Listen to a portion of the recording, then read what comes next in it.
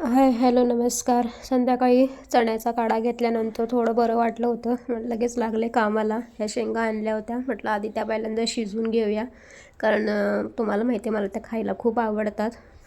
मग इकडे कांदा टोमॅटो वगैरे करून चिरून घेतलं, कारण आज जास्त काही जेवण बनवायचं नव्हतं. चिनूच्या बाबांनी सांगितलं होतं काही बनवू नको, आराम कर, पण खायला तर काहीतरी पाहिजे होतं ना. म्हटलं फक्त खिचडी भात बनवू.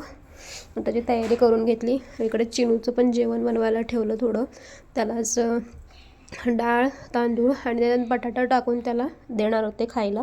म्हटलं आधी त्याचं बनवून घेऊया, मग आपलं तिकडे शेंगा शिजते तोपर्यंत इकडे फोडणी देऊन घेतली. मग नंतर कुकर रिकामा झाला की मग त्याच्यात ते पातेलं ठेवणार आणि मग 4-5 शिट्ट्या काढणार.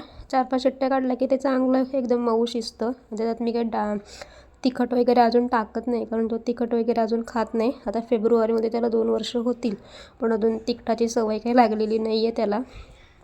मध्ये मध्ये त्याचं कसं चाललं आहे ते बघा.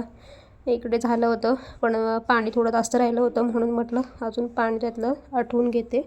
इकडे खिचडी भाताची तयारी केली होती. तुम्ही खिचडी भात कसा करता ते मला कळवा.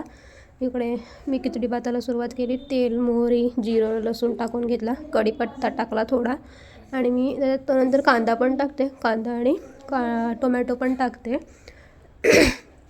आपली साधीच खिचडी बनवायची होती. हळद टाकले, मीठ आणि तिखट टाकून घेतलं, आणि मग त्याच्यानंतर आपण डाळ आणि तांदूळ टाकलं, भिजवलेली असते ती टाकायची त्याच्यात, आणि व्यवस्थित मिक्स करून घ्यायचं. आणि मग त्याच्यात पाणी टाकायचं, आणि जेवढं पाहिजे पाणी तेवढं टाकायचं, आणि कुकरच्या 2-3 शिट्ट्या काढून घ्यायच्या. मला पातळ खिचडी नाही आवडत, त्यामुळे मी पातळ नाही बनवत. खिचडी बनवून झाली होती आमची. बघा कशी मस्ती चालू आहे. इकडे सगळं आवरून वगैरे घेतलं, आणि मग आमचं छोटंसं बाळ असं टाटा कसं करतं आहे बघा.